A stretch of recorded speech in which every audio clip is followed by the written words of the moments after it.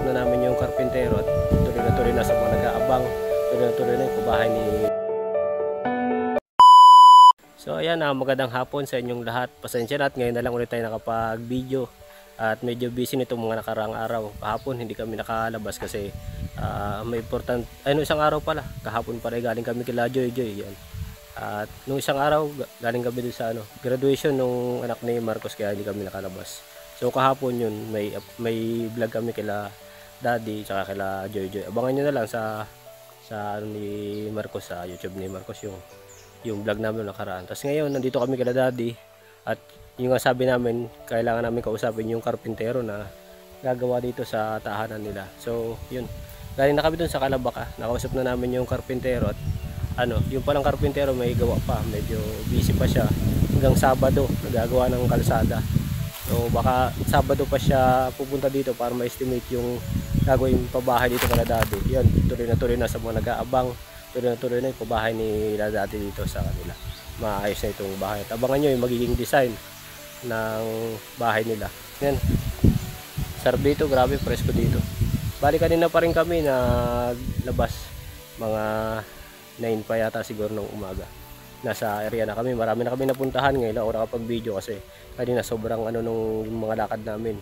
So halos taghari yung lakad namin. Galing kami sa kabila kila Cyril, galing kami sa tinutulungan ni Commander, ngayon dito kay Daddy. Mamaya siguro pag kaya pa diretso kami kay Nanay Nonay. Kaya medyo sobrang pagod ng namin, biyahe namin ngayon. Yun, paano naman tayo at mainit naman, kaya lang hindi namin sure kung ulan kasi yan, medyo malaki na naman ang dilim. Kawawa tayo pag gaganyan. Yung gantong panahon na pabago-bago. Baka uso na naman ng sakit niyan, mahirap na. So, yun, buti na may mga baon naman tayo. Lagi tayo may tubig, syempre. Number 1 yan. Tapos mga kumpleto tayo sa laban sa init. Ito, may mask tayo, helmet, yan. Para safe pa rin sa mga lakad namin. At yun, sinusubukan namin at pinipilit namin na lagi tayong safe sa lahat ng pinupuntahan natin. Nang sa ganun, pagpatuloy natin yung ginagawa natin pagtulong sa iba nating kababayan dito.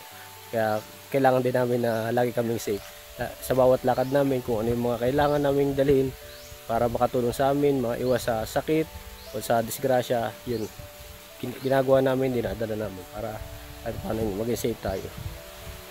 Yun, natin lang namin si Marcos at nagpapabili ng yung talbos ng kamuting kahoy dito kasi sa iba alam ko hindi ginugulay yung ganito yung talbos ng kamuting kahoy, pero dito kasi sa amin sa Bicol nagugulay siya. Sa iba doon sa iba huwag kayong magtatangka kasi may iba't ibang klase ng variety ng ganyan may ibang hindi naman ginugulay. So yun, nandito lang sa Bicol siguro nagugulay siya, kaya yun hindi pa rin.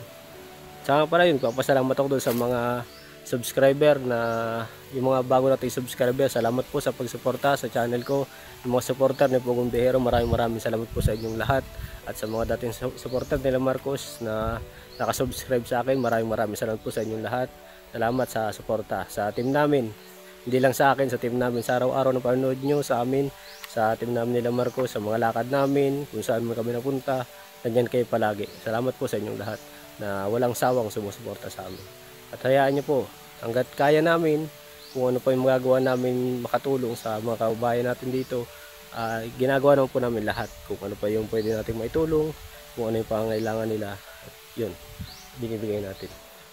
So, hindi lang natin maibigay lahat ng yung mga malaking pangangailangan nila kasi maliit. Katulad ng lagi siya sabi ni Marcos na maliit na YouTuber pa lang kami, hindi pa ganun kalaki yung channel namin, saka yung team namin hindi pa rin ganoon kalaki para magbigay ng malaking tulong. So kung ano lang yung nadadala namin, kung ano lang yung nabibigay namin, sana ma-appreciate ng mga tinutulungan natin. Yun.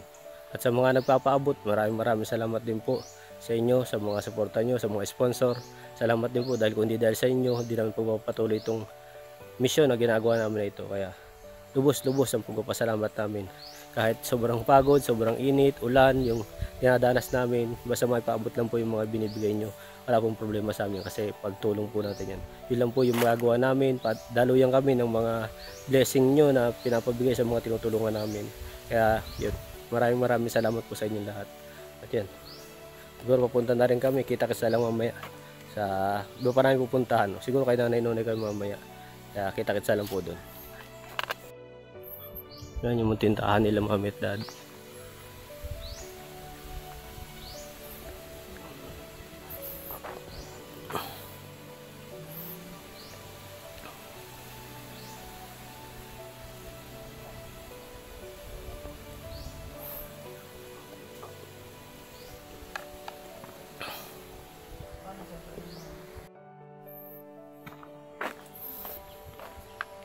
Ito yung mga tanim nila Mami at Daddy, yung inaalagaan nilang tanim. Yung sa likod. Yan, mga talbos, mga kamuting kahoy, may saging. Tapos yung mga tinanim niyang nyug na binayaran sa kanya. Andyan. Ito yung inaalagaan nilang lupa. Medyo malawak din, hanggang doon pa sa baba. Doon sa baba yung dati nilang bahay. So yan, dito na kami kala Buboy. Yan sila Commander. Pinapasahod lang yung mga karpintero na nagmagawa dito para matapos na. Bali ano na siya, malapit na yan, kita nyo naman oh. Hindi ko lang pwedeng i-reveal pa kasi magre-ribbon cutting tayo doon. Yun na lang makikita yung bahay nila Buboy. Ano na yan, 90% na siyang gawa. Bali yun, kaunti na lang, 10% na lang. Pinto na lang, saka bintana, tapos counting flooring na lang, okay na. Pwede na natin i-ribbon cutting yan. Tabangan nyo yun, magiging ribbon cutting ng pabahay nila Buboy, ang anak ng Indiano. Yan ay sila Commander. At nagpapasahod sa karpintero. Maya pupunta na rin kami siguro. Nantay lang itong matapos. Pagtapos sila, diretso na rin kami. Kung abot pa, pupunta ko kami kay Nanay Nonay. Pero kung hindi na, siguro bukas na lang sigurong umaga. Kasi anong oras na rin. Medyo malayo pa yun kila Nanay Nonay. Malayo pa itong kila Buboy na ito pabalik namin. So, hindi pa namin alam kung abutin kami ng maliwanag pa. Kaya, counting na lang, counting days na lang. Yan, dito na kami kila Marcos at yan, muulan. Baka hindi natin makapunta kila Nanay Nonay kasi yan, muulan dito sa amin. Siguro bukas na kami pupunta. Grabe, umuulan oh. Hindi lang masyadong kita pero umuulan po dito sa amin. Yan. Ayun na, nalakas na. Bukas na lang siguro kami pupunta kay Nanay Nonay.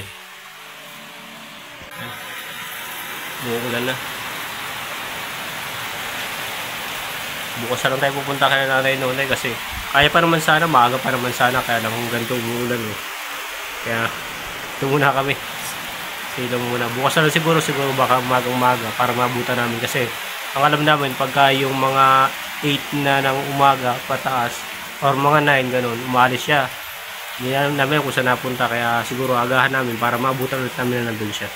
Sa ngayon, papahinga na muna kami kasi yun, marami na kami napuntahan kanina.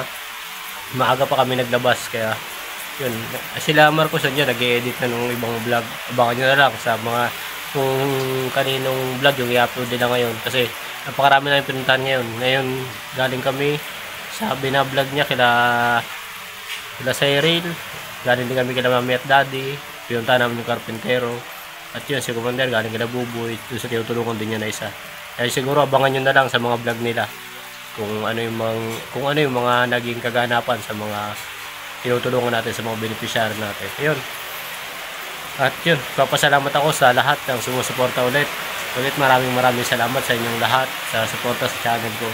Maraming salamat po. Kundi dahil sa inyo, hindi ko ma-achieve yung gano'n na magtutukoy na po tayo, magtutukoy subscriber na po tayo. Salamat po, bali watch hour na lang hinahabol namin. So yun, hanggang sa ano po, kita-kitsa lang po ulit bukas.